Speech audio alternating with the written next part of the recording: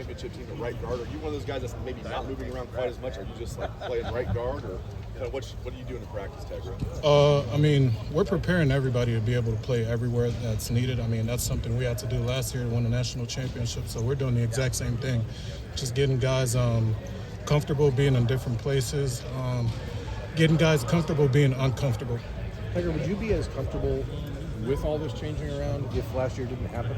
Does that make sense? Or did you need the example of last year to show you why this is actually a good idea? I mean, kind of, yeah. I definitely learned a lot about football last year, and that's just, you don't know exactly what's going to happen. You don't know when your number is going to be called, and you don't know when you got to step up to do what the team needs to do to win. How different do you feel? I feel a lot different. I mean, fortunately, I've got a lot of plays under my belt now, and I'm just a lot more comfortable. I mean, I'm asking pretty good questions with coaches. I'm working with all 4 of our coaches, and I feel a lot more comfortable. And you got back and shoulders from last year. How were they? Oh, I'm good. I'm great. I feel. How different is that? You've got Coach Dickey, you've got Coach Johnson, you've got Coach Bowen. Like, how has that dynamic changed the way that the team, the room can operate and learn things quickly when you have that many different people teaching? I think it's been extremely beneficial because, I mean, we're able to coach a lot more guys up. I mean, when you got to coach up 16, 17 guys all in one day, I mean, it's really hard. But we got different guys coaching up different things, and you have a lot of different opinions. So you're able to grasp a lot more knowledge, if that makes sense. That makes perfect sense. You have a different confidence about you right now, I think, than in previous years. You just seem a little bit more dialed in, right? Is that just a result of being able to go through it all last year? Yeah, I mean, I think it's a result of playing a lot of football. I mean, you don't really know what you don't know until you're in that moment. So I've been through a lot, and I'm still challenging myself to grow a lot more. But just having a lot more confidence, having a lot of confidence in the coaches that they've got you in the right position, trusting your footwork, hands, things like that. It's all becoming second nature more and more. Like you said, you have a lot of reps under your belt. You're a fourth-year player now. You're a starter on the national championship team. In addition to that, how have you grown the most? I think mentally, definitely, because one of our coaches used to say, you don't necessarily get faster, you don't necessarily get bigger or stronger, you just learn more. And you just learn what you need to do on certain plays, and you just get more confident, and you gain more knowledge. If you look back at last year, what ways are you trying to improve? Definitely just in critical moments, just making sure you lock back into the simple basics, the simple techniques, and just the things you work on every day. We read a book called Chop Wood, Carry Water, and that whole book is all about doing the mundane things every single day and doing them perfectly. I remember talking to Austin. You guys didn't really know each other growing up, and you guys went to rival high schools. A year apart, but you guys didn't really know each other growing up. Just get into that if you will. Well, actually, we didn't know this, but we played on the same Little League team. We both played on Westchester Outlaws, and he ended up going to Lakota East. I went to Lakota West. So we always knew of each other, but we didn't really know each other.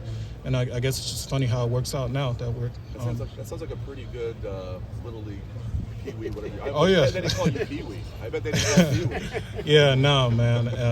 It was really cool. His dad was one of the coaches, so it was really cool going through that. What are your impressions of him, this camera? He may be taking the biggest leap of anybody. Oh yeah. He's a guy that challenges himself a lot. He pushes himself to be better. He's never satisfied, and he's always looking for different ways to grow. Tegra, you're kind of a veteran and a leader in this room now. What have you thought about the young guys like Carter and Jake and Javon that have? Lots of talent. Those guys are really, really talented. And those guys come with a lot of different tools and different techniques that I'm not sure if I really had them. I was just a big, strong guy.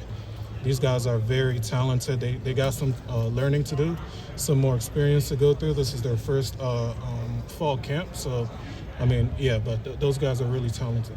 Speaking of strength, how big a factor, not only in your development as an athlete, but the development of as a mature adult, how big a part of that is Coach Mick? Oh, huge. Coach Mick puts you in the hardest, most challenging environments in order for growth, mentally, physically, and the guys that buy in, which is mostly everybody, they don't. You don't really know where it's going to take you to until you're already there. That's why, like some people that aren't in this building, they see guys pop up out of nowhere and they're superstars.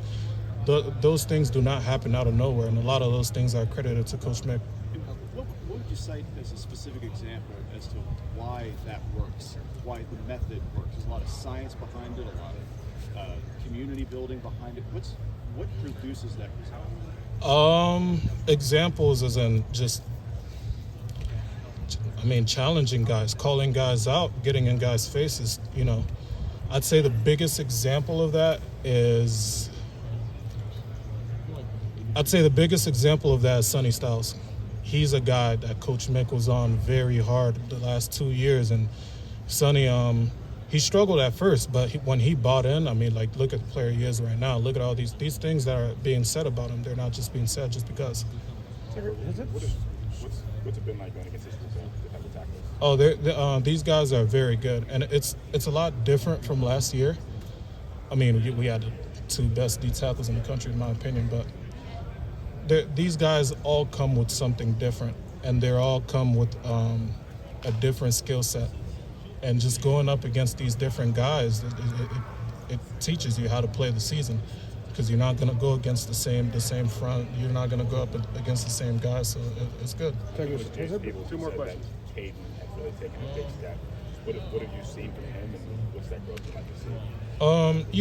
He's taken huge steps, and honestly, he's taken huge steps every single season he's been here. And he's a guy that also challenged himself a lot to be more vocal, to push the younger guys, and by him teaching these younger guys, that helped him improve himself, because it helped him learn more. Last question. You committed and signed under one offensive line coach. He wasn't here the day you enrolled. Justin Fry comes in. He's now gone. You're entering into year 4 with 3 different coaches ostensibly. Now 3 new coaches that you didn't know in Mark Johnson and Dickey and Bowen. Like, have you been able to wrap your head around everything that it's taken for you to get here and what it means to you as an Ohio kid? Yeah, it's definitely something that's been a little tougher to go through, but it's preparing you for the pros, honestly. You never know what's going to happen the next year. Whichever coaches they got in, you buy into the method and you work extremely hard at these different things. There's not very many different ways to play offensive line. These guys are a lot of the time coaching the same thing, so it doesn't really matter whose mouth it's coming out of. It's how much can you take it, how much can you use it to grow as a player.